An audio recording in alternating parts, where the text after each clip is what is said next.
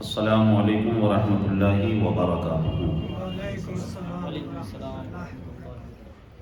الحمد للہ رب العالمین والعاقبۃ للمتقین والصلاة والسلام علی سید المرسلین، اما بعد فاعوذ باللہ من الشیطان الرجیم، بسم اللہ الرحمن الرحیم۔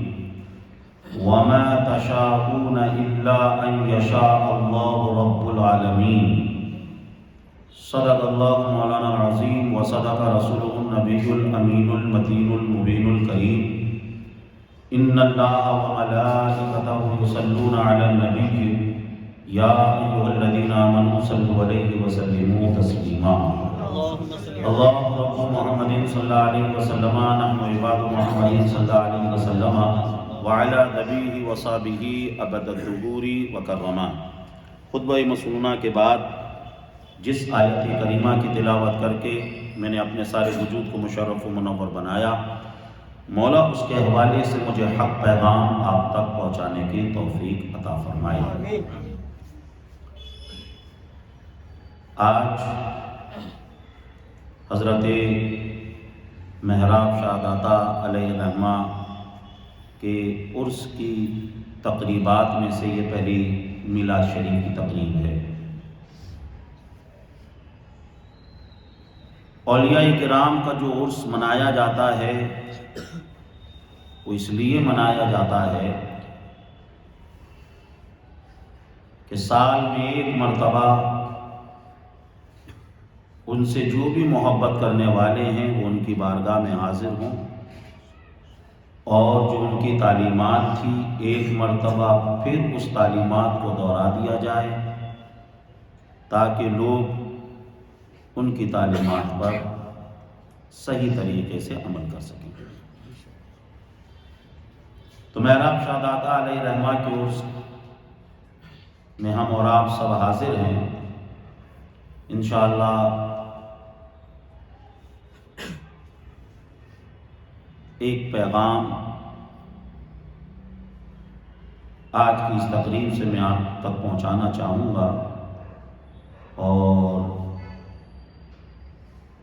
آپ نے غور سے دل سے سنا تو انشاءاللہ آپ کی معلومات میں اضافہ بھی ہوگا، اور آپ جب اٹھیں گے یہاں سے تو کچھ لے کر اٹھیں گے، اور بیان اس نیت سے سنیں کہ جو سنوں گا اور اس پر عمل بھی کروں گا، کیونکہ حدیث شریف میں ہے نیت المؤمن خیر من عملہ، مومن کی جو نیت ہے وہ اس کے عمل سے بہتر ہے۔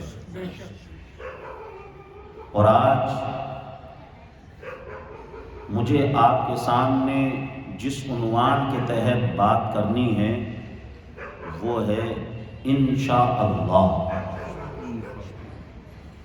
ہم جو اپنی گفتگو میں انشاءاللہ کہتے ہیں، انشاءاللہ کا مطلب کیا ہے، انشاءاللہ کہنے کی برکتیں کیا ہیں، اور اگر انشاءاللہ نہ کہا جائے تو اس سے نقصانات کیا ہیں، بس اسی چیز کو آپ کے سامنے پیش کرنا ہے۔ سورہ تکویر کی میں نے آیت مبارکہ کی تلاوت کی۔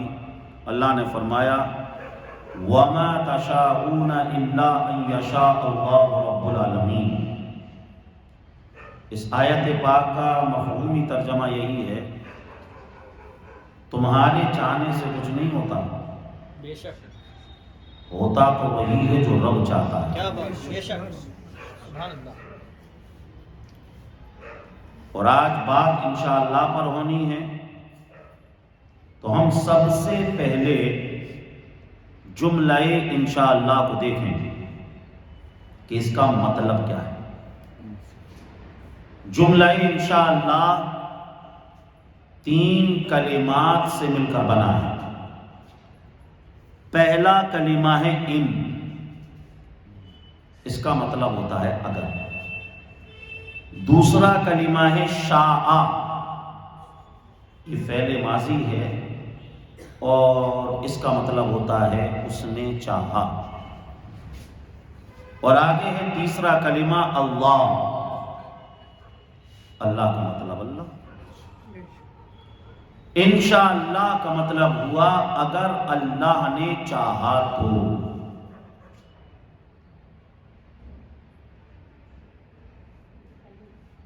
ہمیں چاہیے کہ ہم جب بھی کسی کام کا ارادہ کریں، اگر وہ کام نیک ہے اور اچھا ہے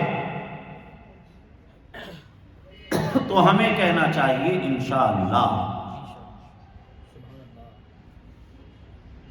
اللہ نے قرآن میں فرمایا اُفَوِّضُ أَمْرِي إِلَى اللَّهِ، اپنے کام کو اللہ کے سپرد کر دو۔ جب بندہ انشاءاللہ کہتا ہے تو بندہ اپنی عاجزی کا اظہار کرتا ہے۔ بندہ جب انشاءاللہ کہتا ہے تو مطلب ہوتا ہے کہ مولا میں نے اپنے اعتبار سے تو تمام سنسادن جٹا لیے ہیں، مگر مولا اگر تیری مرضی شامل نہ ہوئی تو یہ کام پائے تکمیل تک نہیں پہنچ سکتا ہے۔ مولا اگر تو نے چاہا تو یہ کام پائے تکمیل تک پہنچے گا۔ السعی منا والاتمام من اللہ، کوشش کرنا ہمارا کام ہے اور کاموں کو پائے تکمیل تک پہنچانا یہ رب کا کام ہے۔ تو جب بندہ انشاءاللہ کہتا ہے تو اس سے عاجزی ظاہر ہوتی ہے، اور جب کوئی عاجزی کرتا ہے تو سرکار فرماتے ہیں من تواضع للہ رفعہ اللہ، جو اللہ کے لیے عاجزی کرتا ہے، انکساری کرتا ہے، جھکتا ہے، تو مولا تو پھر اسے اونچائیوں پر لے جاتا ہے، مولا اسے بلند فرما دیتا ہے۔ کسے؟ جو اللہ کے لیے جھکتا ہے۔ تو عاجزی کا درس ہمیں ملتا ہے انشاءاللہ سے۔ اور یہ دنیا کے جتنے بھی کام ہمیں نظر آ رہے ہیں، یہ جو کائنات کا نظام چل رہا ہے، اس سارا کا سارا نظام اللہ کے چاہنے سے چل رہا ہے۔ اگر اللہ کی مرضی نہ ہو تو نہ کوئی پتا ہل سکتا ہے اور نہ کوئی ذرہ اپنی جگہ سے ٹس سے مس ہو سکتا ہے۔ یہ جو کائنات کا نظام ہمیں نظر آ رہا ہے، اللہ نے قرآن میں فرمایا أَلَمْ نَجْعَلِ الْأَرْضَ مِهَادًا وَالْجِبَالَ أَوْتَادًا وَخَلَقْنَاكُمْ أَزْوَاجًا وَجَعَلْنَا نَوْمَكُمْ سُبَاتًا وَجَعَلْنَا اللَّيْلَ لِبَاسًا وَجَعَلْنَا النَّهَارَ مَعَاشًا وَبَنَيْنَا فَوْقَكُمْ سَبْعًا شِدَادًا وَجَعَلْنَا سِرَاجًا وَهَّاجًا وَأَنزَلْنَا مِنَ الْمُعْصِرَاتِ مَاءً ثَجَّاجًا لِنُخْرِجَ بِهِ حَبًّا وَنَبَاتًا وَجَنَّاتٍ أَلْفَافًا إِنَّ يَوْمَ الْفَصْلِ كَانَ مِيقَاتًا يَوْمَ يُنفَخُ فِي الصُّورِ فَتَأْتُونَ أَفْوَاجًا وَفُتِحَتِ السَّمَاءُ فَكَانَتْ أَبْوَابًا وَسُيِّرَتِ الْجِبَالُ فَكَانَتْ سَرَابًا إِنَّ جَهَنَّمَ كَانَتْ مِرْصَادًا لِلطَّاغِينَ مَآبًا لَابِثِينَ فِيهَا أَحْقَابًا لَا يَذُوقُونَ فِيهَا بَرْدًا وَلَا شَرَابًا إِلَّا حَمِيمًا وَغَسَّاقًا جَزَاءً وِفَاقًا۔ عزیزان محترم، ان آیات میں اللہ تعالیٰ نے کیا فرمایا؟ اللہ فرما رہا ہے کیا میں نے زمین کا بچھونا تمہارے لیے نہیں بچھایا؟ کیا میں نے آسمان کا شامیانہ تمہارے لیے نہیں لگایا؟ کیا میں نے شمس و قمر کی قندیلیں تمہارے لیے نہیں لٹکائی؟ کیا ستاروں کے کمکمے میں نے تمہارے لیے نہیں لگائے؟ یہ برگ و ثمر، یہ بحر و بر، یہ خشک و تر، یہ شجر و حجر، یہ تمام کی تمام چیزیں ہمیں جو نظر آ رہی ہیں، یہ جو کائنات کا نظام چل رہا ہے، حتیٰ کہ جب قیامت آئے گی یہی نہیں بلکہ جہنم ہمیں سلگتا ہوا نظر آ رہا ہے، جنت کے اندر یہ جو باغ و بہار نظر آ رہے ہیں، عزیزان محترم، یہ سارا کا سارا نظام اللہ کی مرضی سے ہے۔ بلند آواز سے بولیے سبحان اللہ۔ اگر اللہ کی مرضی شامل نہ ہو تو کچھ نہیں ہو سکتا، یہ سب کچھ اللہ کی مرضی سے۔ قرآن شریف کی جب ہم تلاوت کرتے ہیں تو قرآن شریف میں جملہ انشاءاللہ ہمیں 6 جگہ ملتا ہے۔ قرآن شریف میں جو انشاءاللہ آیا ہے اس کا بھی تھوڑا سا ہم پس منظر دیکھیں۔ سورہ ہود آیت نمبر 33 ہے، حضرت نوح علیہ السلام کا ذکر چل رہا ہے۔ قال انما یاتیکم بہ اللہ ان شاء وما انتم بمعجزین۔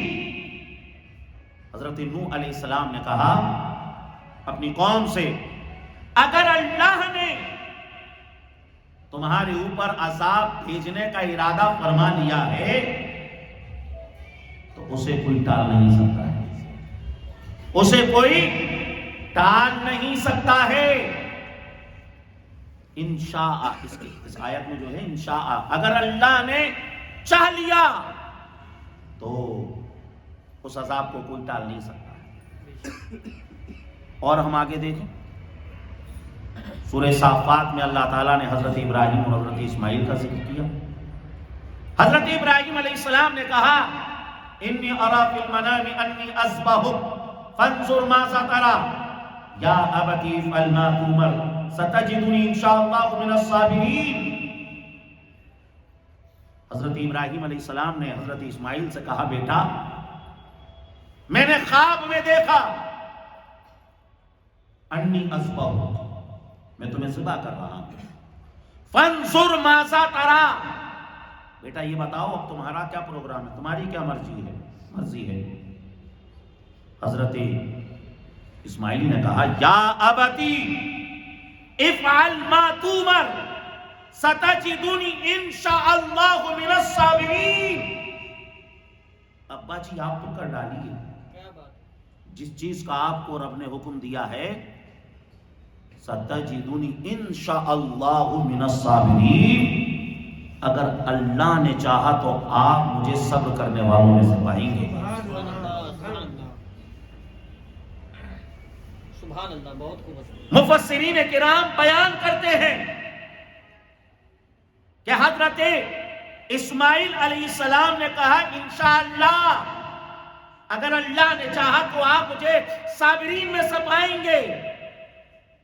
یہ جو انشاءاللہ کہا اس کی برکت یہ حاصل ہوئی کہ اللہ نے حضرت ابراہیم کی قربانی کو قبول فرما لیا اور حضرت اسماعیل کو ان کے امتحان میں کامیابی عطا فرما دی اور جنت سے دمبا بھیج دیا اور حضرت اسماعیل کو چھری سے بچا دیا۔ انشاءاللہ جو کہا نا انہوں نے، اگر اللہ نے چاہا تو اس انشاءاللہ کی کیسی برکت ظاہر ہوئی۔ اور اسی کے ساتھ سورہ کہف میں جہاں حضرت موسیٰ اور حضرت خضر کا ذکر ہے، حضرت خضر علیہ السلام نے حضرت موسیٰ سے کہا اگر تم کوئی کام دیکھو جب تک میں اس کی وضاحت نہ کر دوں اس کے بارے میں مت پوچھنا۔ حضرت موسیٰ علیہ السلام نے کہا ستجدنی انشاءاللہ من الصابرین ولا اعصی لک امرا، اگر اللہ نے چاہا تو آپ مجھے صبر کرنے والوں میں سے پائیں گے اور میں تمہاری حکم کی خلاف ورزی نہیں کروں گا۔ حضرت موسیٰ علیہ السلام نے کیا کہا؟ انشاءاللہ۔ تو حضرت موسیٰ علیہ السلام کے اس قول سے بھی پتہ چلا کہ نبیوں کا طریقہ ہے انشاءاللہ کہنا۔ سورہ یوسف کو پڑھیے، سورہ یوسف آیت نمبر 99 میں جب حضرت یوسف علیہ السلام کے والدین مصر آ رہے تھے، حضرت یوسف علیہ السلام مصر کے سب سے بڑے حاکم بادشاہ، لیکن حضرت یوسف علیہ السلام نے فرمایا ادخلوا مصر انشاءاللہ آمنین، کیا آپ مصر میں داخل ہو جائیے، اگر اللہ نے چاہا تو تمام ناپسندیدہ چیزوں سے آپ دور رہیں گے، کوئی غیر مناسب چیز تم تک نہیں پہنچے گی، آپ تمام ناپسندیدہ چیزوں سے دور رہیں گے۔ یہ کون کہہ رہے ہیں؟ حضرت یوسف علیہ السلام۔ کون ہیں یوسف علیہ السلام؟ حاکم مصر۔ کون ہیں یوسف علیہ السلام؟ مصر کے بادشاہ۔ اس کے باوجود آپ کیا کہہ رہے ہیں؟ اگر اللہ نے چاہا تو کوئی ناپسندیدہ چیز تم تک نہیں پہنچے گی۔ مطلب کیا ہے؟ تم چاہے جتنے بڑے عہدے پر پہنچ جاؤ، تم چاہے جتنے بڑے منصب پر پہنچ جاؤ، اس کے بعد بھی اگر تمہیں کسی کام کا ارادہ کرنا ہے تو اس میں کہنا ہے انشاءاللہ۔ کیا بات ہے، سبحان اللہ سبحان اللہ۔ اپنے منصب اور اپنی پوسٹ پر غرور اور گھمنڈ نہیں کرنا ہے، بلکہ ہمیشہ عاجزی کے ساتھ اللہ کی بارگاہ میں یہی کہنا ہے، مولا اس کام کا میں نے ارادہ تو کیا ہے، مولا اگر تو نے چاہا تو یہ کام پائے تکمیل تک پہنچے گا۔ تو ہم جس کام کا بھی ارادہ کریں کیا کہیں؟ انشاءاللہ۔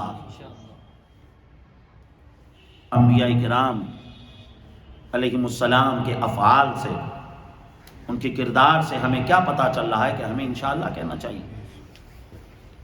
اور اسی کے ساتھ حضرت شعیب علیہ السلام کا بھی ذکر ملتا ہے۔ حضرت شعیب علیہ السلام کی بیٹیوں نے اپنے والد شعیب علیہ السلام سے کہا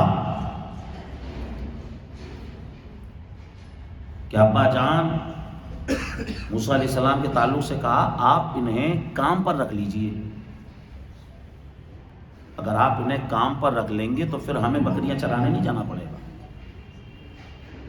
اور یہ قوی بھی ہیں اور امانت دار بھی ہیں۔ یہ قرآن شریف کے اندر بھی شعیب علیہ السلام نے فرمایا کہ تمہیں کیسے پتا چلا کہ یہ قوی بھی ہیں اور امانت دار بھی ہیں؟ کہ قوی کا اندازہ تو ہم نے اس سے لگایا کہ کنویں کے پاس وہ پتھر جسے 10 لوگ مل کر چگاتے ہیں، انہوں نے تنہائی اس کو سرکا دیا، اس سے ہمیں ان کی قوت کے بارے میں پتا چلا۔ اور امانت ہم نے اس طریقے سے پہچانی ان کی کہ جیسے انہوں نے ہمیں ایک نظر دیکھا پھر دوبارہ انہوں نے نظر اٹھا کر ہمیں نہیں دیکھا۔ حد تو یہ ہے جب ہم چل رہے تھے، ہم آگے تھے یہ پیچھے تھے، انہوں نے کہا کہ تم پیچھے آ جاؤ، اگر تم پیچھے رہو گے تو تمہارے جسم کی حیت بھی ہمیں نظر نہیں آئے گی۔ اس سے ہمیں ان کی امانت کا پتہ چلا۔ تو جب اس طریقے سے موسیٰ علیہ السلام کے بارے میں ان کی بیٹیوں نے حضرت شعیب علیہ السلام اپنے والد کو بتایا، بڑا اچھا لگا۔ حضرت شعیب علیہ السلام نے کہا کہ میں اپنی دونوں بیٹیوں میں سے ایک کا نکاح تمہارے ساتھ کرنا چاہتا ہوں،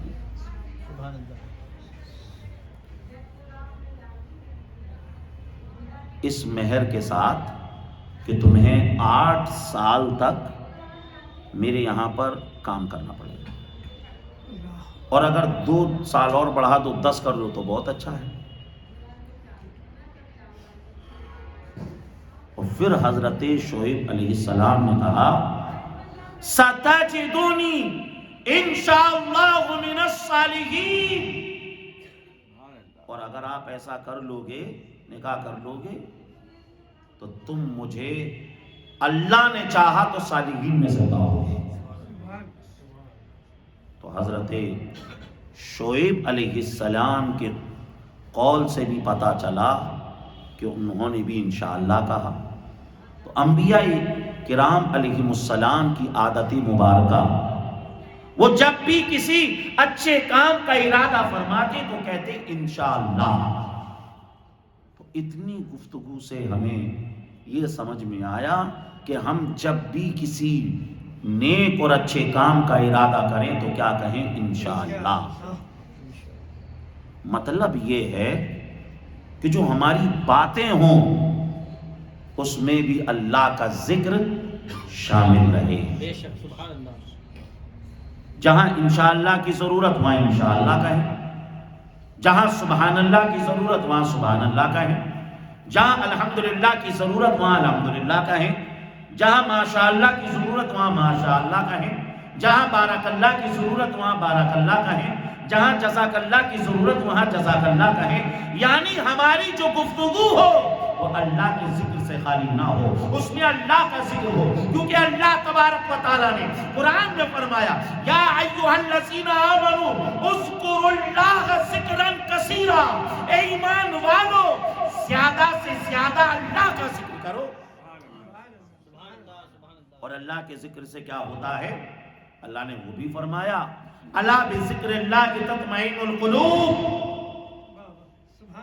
اللہ کے ذکر سے تو دلوں کو اطمینان ملتا ہے۔ اور اولیاء کرام کا طور طریقہ کیا؟ اولیاء کرام اٹھتے بیٹھتے کھاتے پیتے سوتے جاگتے چلتے پھرتے تمام کاموں میں وہ اللہ کا ذکر کرتے تھے۔ اللہ کا ذکر ایسا، اللہ کا ذکر ایسا، اللہ کا ذکر ایسا، اللہ کا ذکر۔ حلیۃ الاولیاء کے اندر روایت موجود ہے، اللہ کے نبی صلی اللہ علیہ وسلم نے فرمایا الذین رؤوا ذکر اللہ، ارے اللہ کا ولی تو وہ ہوتا ہے اسے دیکھو تو رب یاد آ جائے۔ رب کیسے یاد آتا ہے؟ کیونکہ وہ رب کا ذکر اتنا کرتے ہیں کہ جب انہیں دیکھتے ہیں تو اللہ یاد آ جاتا ہے۔ تو زیادہ سے زیادہ اللہ کا ذکر کریں۔ بے شک اور گفتگو میں جہاں انشاءاللہ کی ضرورت پڑ رہی ہے انشاءاللہ بھی کہہ رہے ہیں، اللہ کا ذکر بھی ہو رہا ہے۔ اتنی گفتگو سے پتا چلا کہ انشاءاللہ کہنا چاہیے، اور یہ انبیاء کا طریقہ۔ اور اگر انشاءاللہ نہیں کہیں گے تو کیا ہوگا؟ تو اسے بھی سنیے۔ تفسیر خازن میں مشرکین مکہ اور یہودیوں نے پلان بنایا کہ محمد صلی اللہ علیہ وسلم سے کچھ ایسے سوالات کیے جائیں کہ جس کا یہ جواب نہیں دے پائیں، اور نہیں دے پائیں گے تو ان کا ہم مذاق اڑائیں گے، معاذ اللہ رب العالمین۔ تو انہوں نے 3 سوال ڈھونڈ کے نکالے، اور ان کو بڑا کانفیڈنس تھا کہ محمد صلی اللہ علیہ وسلم ان کے جوابات نہیں دے پائیں گے۔ انہیں یہ نہیں معلوم تھا کہ اللہ نے قرآن میں فرما دیا الرحمن علم القرآن، رحمان نے اپنے حبیب صلی اللہ علیہ وسلم کو قرآن سکھایا۔ اور قرآن کیا ہے؟ تبیانا لکل شیء، قرآن تو وہ ہے کہ جس میں اللہ نے ہر چیز کے بیان کو بیان فرما دیا ہے۔ قرآن کیا ہے؟ خود قرآن کہہ رہا ہے کل صغیر و کبیر مستقر، بڑی سے بڑی چیز اس میں موجود ہے اور چھوٹی سے چھوٹی چیز اس میں موجود ہے۔ اور اللہ نے فرمایا وَعَلَّمَكَ مَا لَمْ تَكُنْ تَعْلَمُ، اے حبیب جو کچھ تم نہیں جانتے تھے وہ سب کچھ تمہارے رب نے سکھا دیا ہے۔ اعلیٰ حضرت نے جب یہ فرمایا اور کوئی غیب کیا تم سے نہا ہو بھلا، ارے جب نہ خدا ہی چھپا تم پہ کروڑوں درود۔ تو انہوں نے پلان کیا، کہا کہ یہ 3 سوال محمد صلی اللہ علیہ وسلم سے پوچھے۔ مشرکین مکہ آئے، اللہ کے نبی صلی اللہ علیہ وسلم سے 3 سوال کیے، تمام تفسیروں میں موجود ہے، تفسیر خازن سے میں آپ کو بتا رہا ہوں۔ انہوں نے 3 سوال کیے۔ پہلا سوال تھا کہ ذوالقرنین کے بارے میں بتائیں، دوسرا سوال تھا اصحاب کہف کے بارے میں بتائیں، اور تیسرا سوال تھا روح کے بارے میں بتائیں۔ اللہ کے نبی صلی اللہ علیہ وسلم نے فرمایا میں کل اس کے بارے میں تمہیں بتا دوں گا۔ سرکار صلی اللہ علیہ وسلم نے سوچا کہ حضرت جبریل علیہ السلام تشریف لائیں گے اور مجھے ان کے بارے میں بتا دیں۔ اگلے دن وحی نہیں آئی، ایک اور دن گزر گیا، وحی نہیں آئی۔ سرکار صلی اللہ علیہ وسلم بڑے پریشان، پورا ہفتہ گزر گیا، وحی نہیں آئی۔ اب حال یہ ہے مشرکین مکہ نے مذاق اڑانا شروع کر دیا کہ محمد صلی اللہ علیہ وسلم کو ان کے رب نے چھوڑ دیا، معاذ اللہ، اس طریقے کی باتیں بنانے لگے۔ 15 دن گزر گئے، وحی نہیں آئی۔ 15 دن کے بعد جب وحی آئی تو سورہ کہف کی آیت لے کے حضرت جبریل علیہ السلام تشریف لائے۔ اللہ نے فرمایا وَلَا تَقُولَنَّ لِشَيْءٍ إِنِّي فَاعِلٌ ذَلِكَ غَدًا إِلَّا أَن يَشَاءَ اللَّهُ۔ حضرت جبریل علیہ السلام اس آیت کو لے کر آئے، اس میں کیا ہے معلوم ہے؟ اللہ نے فرمایا وَلَا تَقُولَنَّ لِشَيْءٍ، اے حبیب صلی اللہ علیہ وسلم ہرگز یہ نہ کہنا انی فاعل ذلک غدا، کہ اس کام کو میں کل کروں گا، ایسا ہرگز مت کہنا، الا ان یشاء اللہ، مگر یہ کہ اس کے ساتھ انشاءاللہ کہہ لیں۔ سبحان اللہ سبحان اللہ، کیا بات۔ یعنی اللہ کے نبی صلی اللہ علیہ وسلم نے کہا کہ میں کل بتا دوں گا، انشاءاللہ اس میں نہیں فرمایا۔ تو 15 دن تک وحی نہیں آئی، اور جب وحی آئی تو اللہ نے فرمایا وَلَا تَقُولَنَّ لِشَيْءٍ إِنِّي فَاعِلٌ ذَلِكَ غَدًا، کہ حبیب ایسا نہ کہیں کہ اس کام کو میں کل کروں گا، بلکہ جس کام کا بھی ارادہ کریں کہ میں اس کو کل کروں گا تو ساتھ میں انشاءاللہ بھی کہہ لیں۔ آپ اندازہ لگاؤ اللہ تبارک و تعالیٰ نے نبی کریم صلی اللہ تعالیٰ علیہ وسلم کو کس طریقے سے بتایا۔ یہاں مفسرین کرام بیان کرتے ہیں کہ تعلیم امت کے لیے نبی کریم صلی اللہ علیہ وسلم کو بھلا دیا گیا انشاءاللہ کہنا، کیونکہ اگر سرکار صلی اللہ علیہ وسلم نے انشاءاللہ نہیں کہا، اسی لیے یہ حکم آیا، اسی لیے امت کو پیغام دیا، اسی لیے امت کو بتایا گیا کہ تمہیں بھی اپنے کسی کام میں ایسا نہیں کہ آپ میں کل کروں گا، بلکہ کیا کہنا ہے انشاءاللہ میں اس کام کو کل کروں گا۔ اور آگے پھر اللہ نے فرمایا اذا نسیت فذکر، اور اگر انشاءاللہ کہنا بھول جائیں، جب یاد آئے تب انشاءاللہ کہنے۔ تفسیر صراط الجنان میں ہے، حضرت عبداللہ ابن عباس نے فرمایا اگر 1 سال کے بعد بھی یاد آئے کہ میں نے اس کام کا ارادہ کیا تھا اور اس وقت انشاءاللہ نہیں کہا، 1 سال کے بعد یاد آیا ہے تو اب انشاءاللہ کہہ لیں۔ یعنی جب اللہ کا ذکر بھول گئے تھے تو اب اللہ کا ذکر کر لیں۔ تو یہاں سے ہمیں سمجھ لیجئے، یہ سمجھ میں آیا کہ ہمیں انشاءاللہ کہنا چاہیے۔ اور ہم قرآن کا مطالعہ کریں، سورہ قلم میں پہنچیں۔ اگر کسی کام کے وقت انشاءاللہ نہیں کہا جاتا ہے تو کیا ہوتا ہے؟ سورہ قلم آیت نمبر 17 سے لے کر آیت نمبر 33 تک اللہ تعالیٰ نے باغ والوں کے واقعے کو بیان فرمایا ہے۔ باغ والوں کا واقعہ شروع ہو رہا ہے اِنَّا بَلَوْنَاهُمْ كَمَا بَلَوْنَا أَصْحَابَ الْجَنَّةِ اِذْ أَقْسَمُوا لَيَصْرِمُنَّهَا مُصْبِحِينَ، یہاں سے وہ واقعہ شروع ہو رہا ہے۔ یہ باغ والوں کا واقعہ کیا ہے؟ پورا واقعہ اللہ نے قرآن میں بیان فرمایا۔ ملک یمن کا ایک شہر ہے صنعا، جو شہر صنعا ہے اس شہر صنعا سے 6 میل کے فاصلے پر یہ باغ ہے۔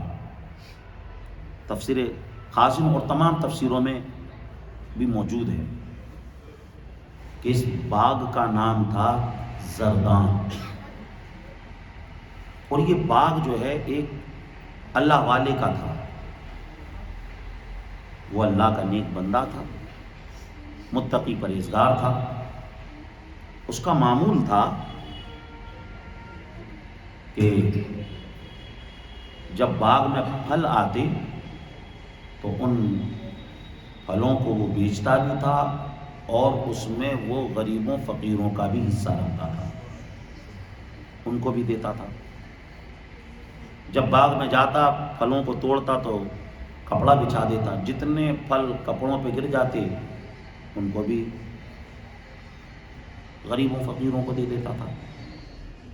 بڑی اچھی طریقے سے اس کا نظام چل رہا. رائے خدا میں خرچ کرنے کی برکتیں اسے مل رہی تھیں. اللہ نے قرآن میں فرمایا مثل الذین ينفقون اموالهم فی سبیل اللہ کمثل حبۃ انبتت سبع سنابل فی کل سنبلۃ مئۃ حبۃ واللہ یضاعف لمن یشاء واللہ واسع علیم. راہ خدا میں خرچ کرنے کی مثال ایسی ہے کہ کسی نے ایک دانہ زمین میں ڈالا, اس دانے سے 7 بالیں نکلی اور ہر بال میں 100 دانے. مطلب رائے خدا میں خرچ ایک کیا تھا اور اللہ نے 700 سے بدل کر اس کا اجر عطا فرمایا, اور اگر اللہ چاہے اس سے بھی زیادہ اجر عطا فرمائے. تو اس کی زندگی بڑی اچھی چل رہی تھی, اس کا انتقال ہو گیا. اب باغ اس کے بچوں کے کنٹرول میں آ گیا. 3 لڑکے تھے اس کے. جب ان کے کنٹرول میں آیا تو کہنے لگے ابونا احمق, ہمارا باپ میرا بے وقوف تھا, محنت خود کرتا تھا, کام خود کرتا تھا اور اپنی محنت کی کمائی یوں ہی لٹا دیتا تھا غریبوں فقیروں کے اندر. اب وہ کہنے لگے کہ اب ہم ایسا نہیں کریں گے, ہمارے بیوی بچے بھی ہیں, فیملی ہے, اگر ہم فقیروں کو دے دیں گے تو ہمارا کیا ہوگا. پروگرام بنا لیا انہوں نے کہ اپن چلیں گے, صبح سویرے چلیں گے باغ کے پھل توڑنے کے لیے. اندھیرے ہی چلے جائیں گے اور اندھیرے ہی توڑ لیں گے تو ان کو پتہ ہی نہیں چلے گا, مسکینوں کو بیچ دیں گے. ایسا پروگرام انہوں نے بنایا. وَلَا يَسْتَثْنُونَ, انہوں نے انشاءاللہ بھی نہیں کہا. وَلَا يَسْتَثْنُونَ, انہوں نے انشاءاللہ بھی نہیں کہا. فَطَافَ عَلَيْهِ طَائِفٌ مِّن رَّبِّ, تو پھر کیا ہوا, انہوں نے انشاءاللہ نہیں کہا. فَطَافَ عَلَيْهَا طَائِفٌ مِّن رَّبِّكَ وَهُمْ نَائِمُونَ, پھر کیا تھا کہ اللہ کا عذاب آ گیا, اللہ کا عذاب آ گیا اور یہ سوتے ہی رہے. فَأَصْبَحَتْ كَالصَّرِيمِ, اور اللہ کا عذاب ایسا آیا کہ پورا باغ جلا کر خاک کر دیا گیا. پورا باغ جل کر خاک ہو گیا. اور یہ جب نکلے اور جلدی جلدی وہاں پہنچے, فَلَمَّا رَأَوْهَا قَالُوا إِنَّا لَضَالُّونَ, کہنے لگے ایسا لگ رہا ہے کہ ہم راستہ بھٹک گئے ہوں. یہاں تو سب کالا کالا نظر آ رہا ہے, باغ کہاں چلا گیا, پیڑ کہاں چلے گئے. پھر اس میں سے ایک نے کہا بل نحن محرومون, ہم آئے تو اپنے باغ پر ہی ہیں, مگر ہم نے جو غلط ارادہ کیا کہ غریبوں کو نہیں دیں گے, فقیروں کو نہیں دیں گے, مسکینوں کو نہیں دیں گے, اس کی وجہ سے اللہ نے ہمیں محروم کر دیا ہے. ہم وہیں پر ہیں. اب کیا تھا, رونا گانا مچ گیا, خوب روئے, خوب توبہ کی, خوب گناہوں سے معافی مانگی. اللہ کے نبی صلی اللہ علیہ وسلم نے فرمایا التائب من الذنب کمن لا ذنب لہ, جب کوئی سچے ارادے سے توبہ کرتا ہے تو اللہ تعالیٰ اس کے گناہوں کو معاف فرما دیتا ہے. اور سورہ رات میں اللہ نے فرمایا ان الحسنات یذہبن السیئات, جب کوئی سچی توبہ کرتا ہے اور اس کے نامہ اعمال میں جتنے گناہ ہوتے ہیں اللہ ان گناہوں کو معاف بھی فرما دیتا ہے اور ان گناہوں کو نیکیوں میں تبدیل بھی فرما دیتا ہے. انہوں نے بڑی رو رو کر جو ہے توبہ کی اللہ تعالیٰ کو پھر ان پر رحم آیا اور اللہ نے انہیں پھر ایک باغ اور عطا فرما دیا۔ پہلے باغ کا نام تھا زردان، اور اس باغ کا نام تفسیروں میں آتا ہے حیوان، جو باغ عطا ہوا ان کو وہ اس سے اور بڑھ کر باغ۔ تو بہرحال یہاں جو اللہ تعالیٰ نے اس واقعے کو بیان فرمایا، اس میں کئی نصیحتیں ہیں۔ ایک نصیحت تو انشاءاللہ کی ہے ہی، وَلَا يَسْتَثْنُونَ، انہوں نے انشاءاللہ نہیں کہا تو ہمیں انشاءاللہ کہنا ہے۔ دوسرا یہ بھی کہ جو ہم رائے خدا میں خرچ کرتے ہیں اس سے مال گھٹتا نہیں ہے، بلکہ اللہ اس سے برکتیں عطا فرماتا ہے۔ سبحان اللہ۔ تو بہرحال ہمیں دو باتیں ہم نے آپ کو بتائیں۔ ایک، حضور نے جو انشاءاللہ نہیں کہا تو سورہ کہف میں آیت نازل ہوئی، اور ادھر یہ باغ والوں نے انشاءاللہ نہیں کہا تو ان کا باغ تباہ و برباد ہو گیا۔ تو بہرحال ہمیں انشاءاللہ کہنا ہے۔ اب دو باتیں اور آپ کے سامنے پیش کرنا ہے، اور اس کے بعد انشاءاللہ تعالی ہماری بات پوری ہو جائے گی کہ انشاءاللہ کہنے سے کیسی برکتیں ملتی ہیں۔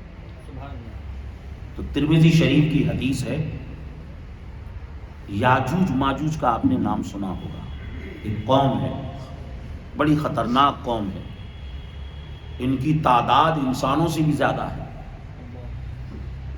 بڑی خطرناک، جس طرف چلی جائے یہ قوم سمجھ لیجئے ساری چیزوں کو تہس نہس اور برباد کر کے رکھ دے۔ حضرت ذوالقرنین نے ان کو ایک سائڈ کر کے وہاں سے دیوار اٹھا دی اور دیوار کے اندر ان کو پیک کر دیا۔ اب یہ لوگ کیا کرتے ہیں، روزانہ اس دیوار کو کھودتے ہیں، اس دیوار کو توڑنے کی کوشش کرتے ہیں۔ جیسے وہ دیوار ٹوٹنے کے قریب ہوتی ہے، یہ کہتے ہیں کہ اب باقی کام کل کریں گے، چلے جاتے ہیں، سو جاتے ہیں، پھر آتے ہیں تو کیا دیکھتے ہیں کہ وہ دیوار جہاں چھوڑ کر گئے تھے وہاں نہیں بلکہ پوری کی پوری ثابت ہو جاتی ہے، سلامت ہو جاتی ہے، پھر اسے توڑنا شروع کرتے ہیں۔ تو ان کا یہ کام روزانہ چل رہا ہے۔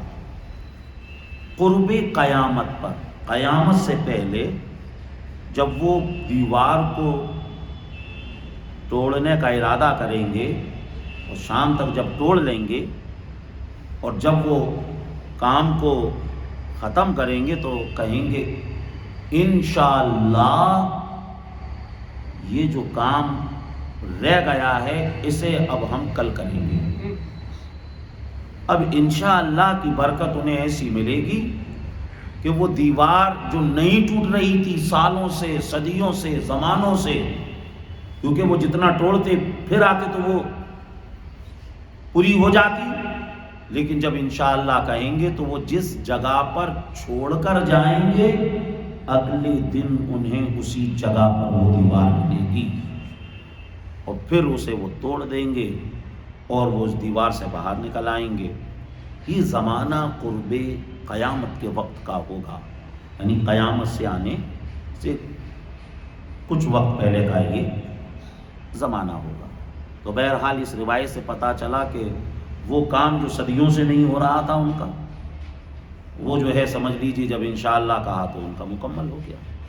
تو یہاں سے ہمیں یہ سبق ملا کہ ہمیں انشاءاللہ کہنا چاہیے، اور جس کام میں ہم انشاءاللہ کہتے ہیں پھر اللہ کی مدد شامل ہو جاتی ہے۔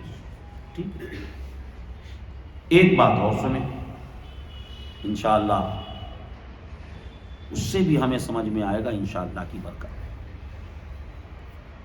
سورہ بقرہ کی وہ بات ہے، سورہ بقرہ عربی میں بقرۃن کا مطلب ہوتا ہے گائے،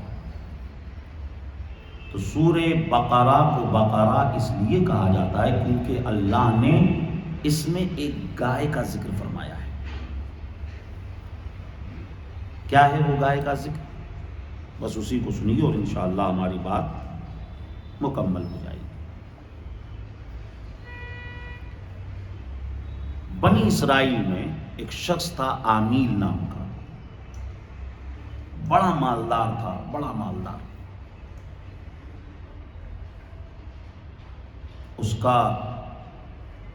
اس کے چچا زاد بھائی نے اس کا مرڈر کر دیا.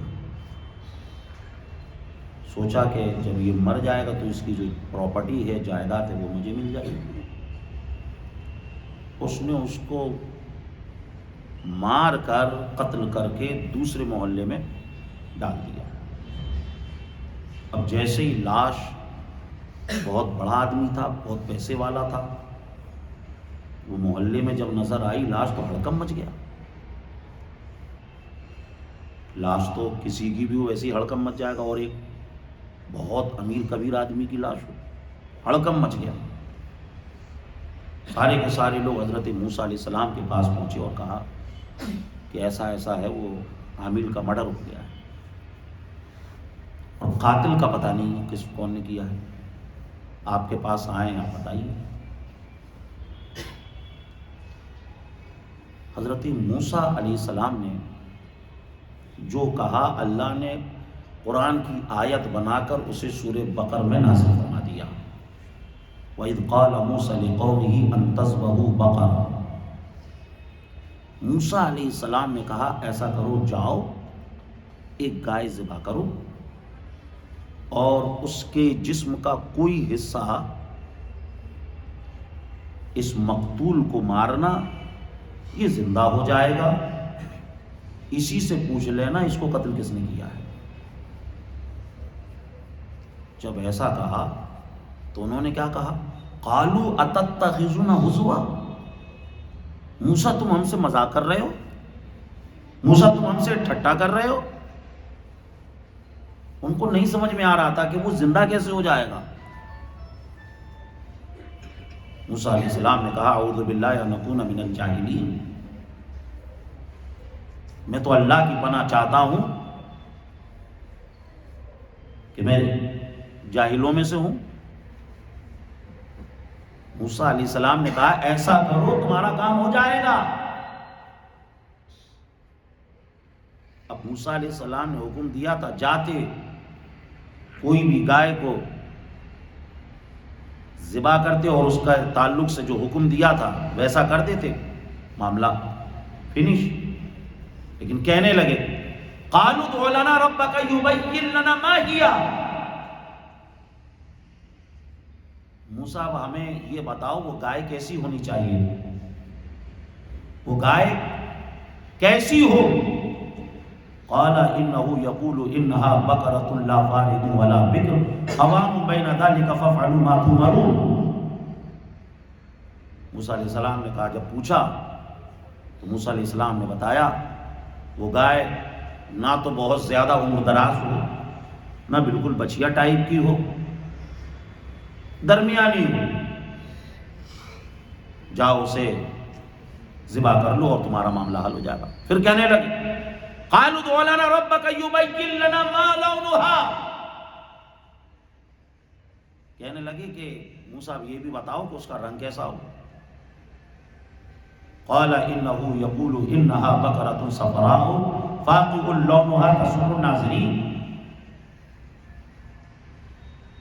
پیلے کلر کی ہو اور رنگ اس کا ایسا ہو کہ جو اسے دیکھے تو اچھا لگے.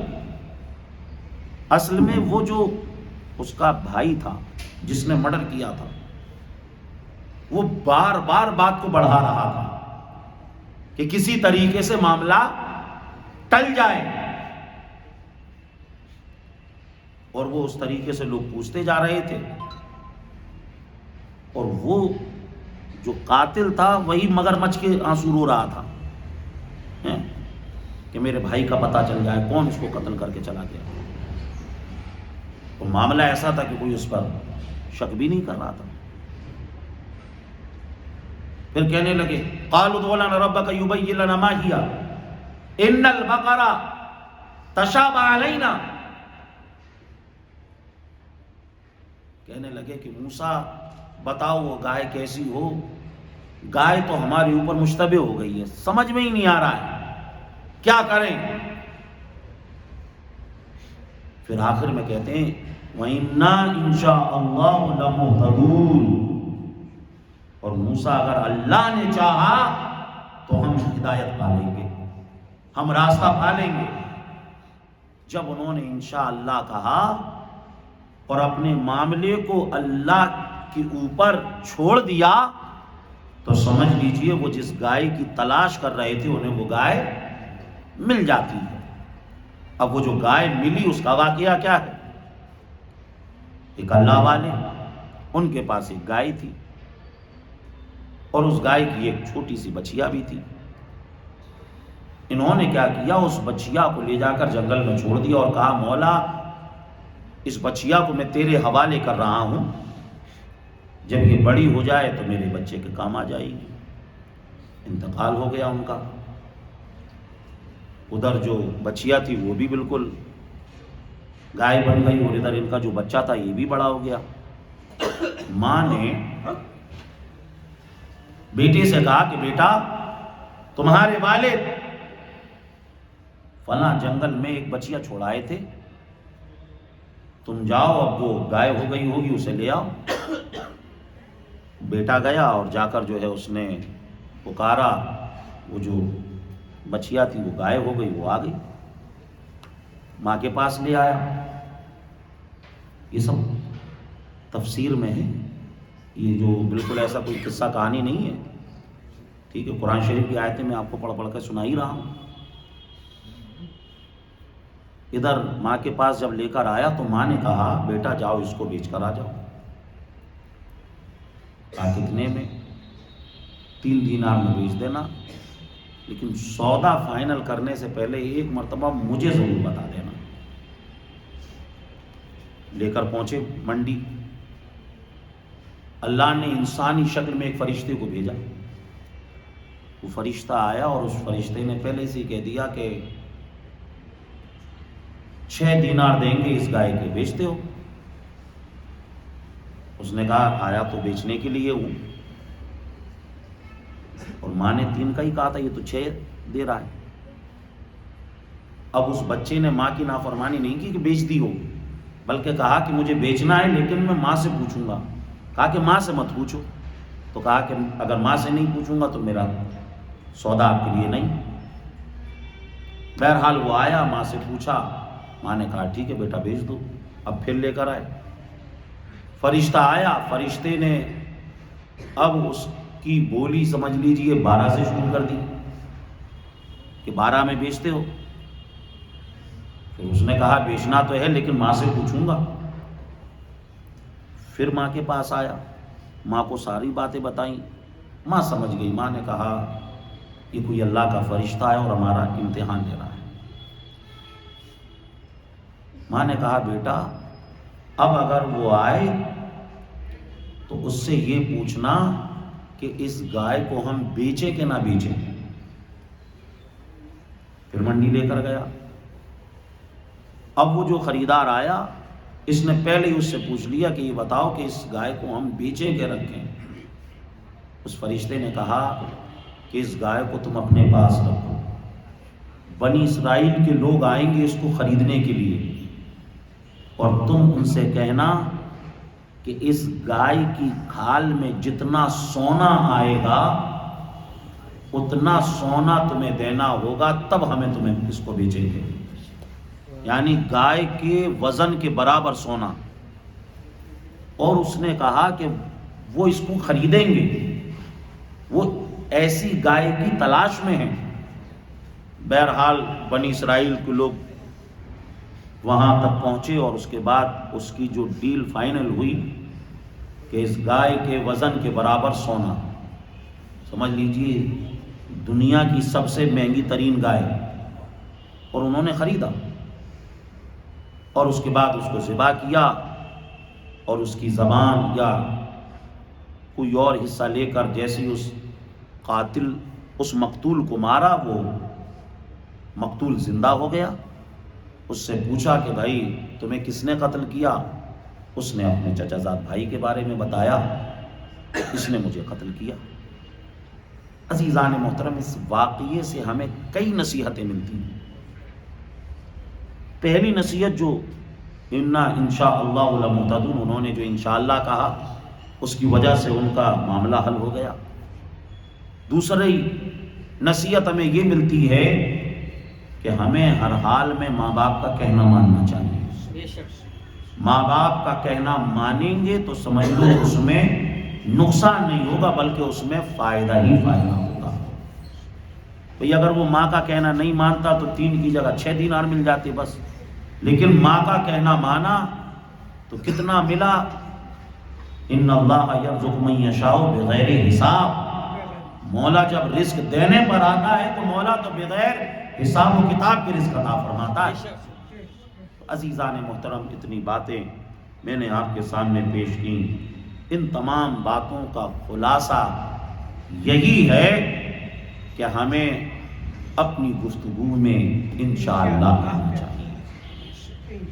ہم جب کسی کام کا ارادہ کریں تو ہمیں انشاءاللہ کہنا چاہیے، اور جب ہم انشاءاللہ کہیں گے تو ہمارے بچے سنیں گے تو وہ بھی انشاءاللہ کہنے کی انہیں عادت پڑے گی۔ مولا تبارک و تعالی بیان میں اگر کسی طرح کی کوئی غلطی ہوئی ہو، اللہ اس کو اپنی فضل و کرم سے معاف فرمائے، اور حضرت محراب شاہ داتا علیہ رحمہ کا فیضان ہم سب کے اوپر جاری و ساری فرمائے، اور ہمیں انشاءاللہ کہنے کی توفیق عطا فرمائے۔ وآخر دعوانا ان الحمدللہ رب العالمین۔ السلام علیکم۔ سلام علیکم۔ مصطفیٰ جان رحمت پہ ناز